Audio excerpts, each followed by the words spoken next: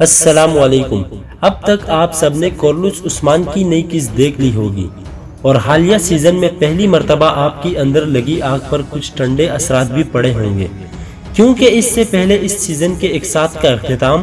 عثمان صاحب کے پہلے سے بھی بڑی اور نئی مصیبتوں پر ہوتا آیا ہے، حتیٰ کہ اب تو یہاں تک دکھا دیا گیا تھا کہ عثمان صاحب کے جانباز بھی قید تک چلے گئے اور خود عثمان صاحب زندگی اور موت کی جنگ لڑتے ہوئے جنگل میں بھٹکتے پھرے۔ نئی کس اس لحاظ سے اچھی رہی کیونکہ عثمان صاحب ایک ایک کر کے اپنے دشمنوں کی سازشوں کا مقابلہ کر کے آئے۔ آپ دیکھ رہے ہیں معلوماتی ورلڈ، جس کے ساتھ میں ہوں فیصل رحمان۔ ہمارے اس ویڈیو کو مکمل دیکھیے، اگر پسند آئے تو چینل کو سبسکرائب کیجیے اور بیل آئیکن کو دبائیے تاکہ لمحہ بلمحہ ایسی معلوماتی ویڈیوز آپ تک پہنچتی رہیں۔ بصورت دیگر ہمیں اپنی رائے سے آگاہ کیجیے۔ آنے والی نئی قسط کے آغاز میں قائی قبیلے میں عائشہ خاتون گندوز صاحب کے پاس جاتی ہیں اور انہیں اپنی غلطیوں پر سوچنے کے لیے حقیقت سے آگاہ کرنے کی کوشش کرتی ہیں اور گندوز صاحب کو بتاتی ہیں کہ ان کا ماری کو نکولا کے حوالے کرنے کا فیصلہ غلط تھا، کیونکہ وہ اسے ماننے والا ہی تھا کہ ترگت صاحب نے انہیں بچا لیا۔ اگر ماری کو کچھ ہو جاتا تو ہم رسوا ہو جاتے۔ اسی بات پر اب قبیلے میں غدار کو پکڑنے کی باتیں ہو رہی ہیں۔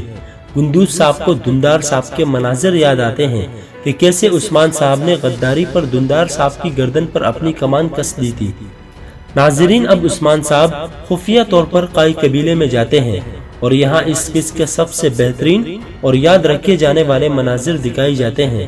کیونکہ عثمان صاحب قائی قبیلے میں پہنچ کر بالا خاتون اور بوران سے ملنے کے بعد سرداری خیمے میں گندوز صاحب کے پاس جا پہنچتے ہیں اور یہاں ارطغرل غازی کے بیٹوں کے درمیان الفاظ کے جو تیر چلتے ہیں وہ الفاظ دیکھنے اور سننے کے لائق ہوتے ہیں۔ ایک طرف گندوز صاحب عثمان صاحب کو غلط ثابت کرنے کی کوشش کرتے ہیں اور قبیلے کی فلاحی کی باتیں کرتے ہیں، لیکن عثمان صاحب کی کچھ باتیں ہی گندوز صاحب کو لفظی شکست دینے کے لیے کافی ثابت ہوتی ہیں، جہاں وہ کہتے ہیں کہ گندوز صاحب آپ جنگ میں جانے کی بات تو کرتے ہیں لیکن زخم کھانے سے آپ کو ڈر لگتا ہے، اور یہاں تو عثمان صاحب بات ہی ختم کر ڈالتے ہیں جب وہ کہتے ہیں کہ لوگ کہتے ہیں کہ ہمارا کوئی دشمن نہیں، یہاں میرے بھائی گندوز کو تو دیکھو، کیا وہ کسی دشمن سے کم ہے؟ اور پھر عثمان صاحب گندوز صاحب کو ایک عثمانی تھپڑ رسید کرتے ہوئے وہاں سے چلے جاتے ہیں اور یہاں سے یہ قسط اپنے اختتام کو پہنچ جاتی ہے۔